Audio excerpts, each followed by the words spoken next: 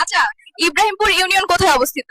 ইব্রাহিমপুর ব্রাহ্মণবাড়িয়া জেলার নবীনগর থানার অংশ, খুব পরিচিত। শীতের সময় সকালবেলা চলে আসলাম বাজারে, ব্রাহ্মণবাড়িয়া নবীনগর থানা ইব্রাহিমপুর গ্রামে। সকাল 6টা বাজে চলে আসলাম বাঁশবাজার। এই বাজারে আপনার বিভিন্ন জায়গা থেকে মানুষ আসে বাজার করার জন্য। সকাল 6টা থেকে 10টা মিনিট থাকে বাজারটা। আবার ইব্রাহিমপুর আরেকটা বাজার আছে, পাল বাজার, 8টা থেকে 11টা মিনিট থাকে বাজার। এখানে প্রচুর মানুষ হয়। আর আপনি এখানে বাঁশবাজারে সব কিছু পাবেন, সব কিছু হাতের পাবেন, টাকা জিনিস। এত মানুষ হয়, এত কুয়াশা, সব ভাবতে পারে ভাই আপনি বাজার করেন কেন।